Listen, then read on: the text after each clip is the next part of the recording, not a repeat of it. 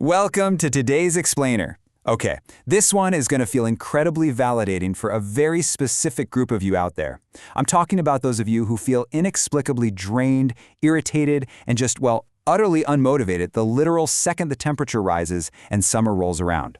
If you've ever felt like a total outcast because you aren't out there throwing a party for a heat wave, you are absolutely in the right place.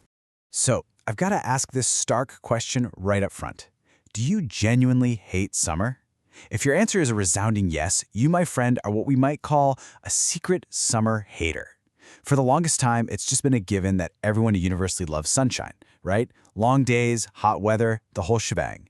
But psychology is actually showing us something absolutely fascinating. The seasons affect us all very differently. That sense of dread you feel when summer is looming, or when you literally have to peel yourself off a sticky leather car seat in July, it isn't just you being a Grinch. It is a fully documented psychological response. Okay, let's dive into this and lay out our roadmap. We are going to unpack the 5 psychological reasons behind this summer dread, the phenomenon of the secret summer haters, how heat actually drains your brain, sensory overload, the social pressure cooker, and finally, why you might just be built for cooler climates. Section 1. The secret summer haters, the unexplained drain. Section 2. Heat drains your brain, physical and mental exhaustion. And this brilliantly illustrates what's actually happening behind the scenes. Society has established this incredibly loud norm that summer is the ultimate season of joy, right? But psychology suggests the reason you might dread it goes way deeper than just wanting to bump down the thermostat. When a heat wave hits, your body and mind are forced into this grueling tug-of-war. Physically, your body goes into absolute overdrive. It is constantly expending energy just to keep you cool. And mentally, well, that physical effort literally steals your brain's resources. It leads directly to reduced concentration, a severe drop in your patience, and real mental fatigue. I mean, think about it. When your body is working that hard just to regulate its temperature, your mind is naturally going to feel significantly more tired. So, for you secret summer haters out there, summer doesn't feel like the freedom of a vacation. It feels much more like a state of constant, unavoidable exhaustion. Section 3. Overloaded and uncomfortable. The sensory assault.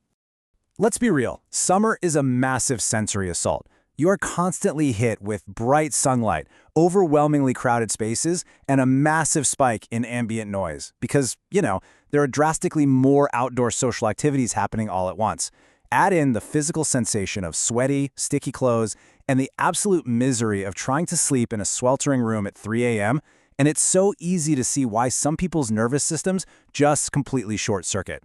Instead of feeling energized by a packed beach or a loud outdoor concert, they feel entirely overloaded. It's just too much input. Because of all those intense triggers, it makes complete sense why quiet, gloomy, or rainy days often feel far more peaceful. In fact, looking at the psychology of people who absolutely love rainy days, we see that bad weather provides a predictable, incredibly calm routine. Think about it. Rain physically washes away the expectation to go out and be active. When it's pouring outside, there is zero FOMO. You are granted this psychological permission to just stay in and be.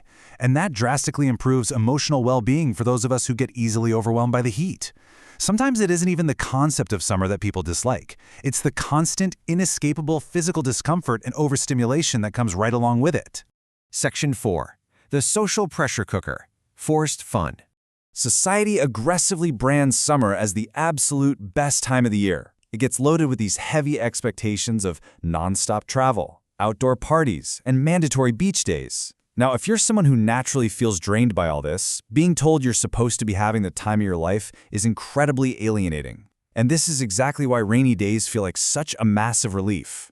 They act as a psychological shield against this intense social pressure cooker. Without that shield, people who dislike summer often end up feeling like there's something fundamentally wrong with them simply because they can't match the forced enthusiasm of everyone around them. Section 5. Built for cooler climates. A personality match.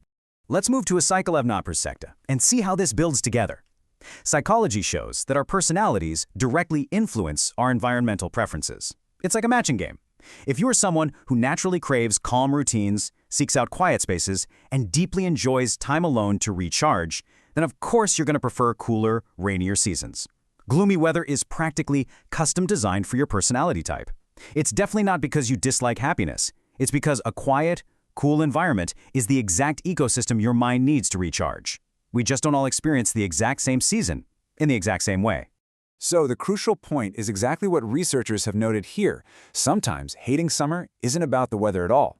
It's about how your mind responds to the world around you. It is all about understanding your own unique sensory threshold.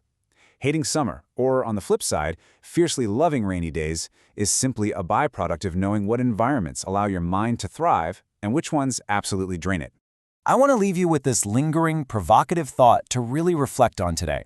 Forget the societal pressure, forget all that forced fun. Look inward for a second and ask yourself, which season makes you feel most like yourself? I want you to embrace that answer, whatever it is, without an ounce of judgment. Thank you so much for joining me for this explainer, and I really hope this helped you understand yourself, or maybe a secret summer hater in your life, just a little bit better.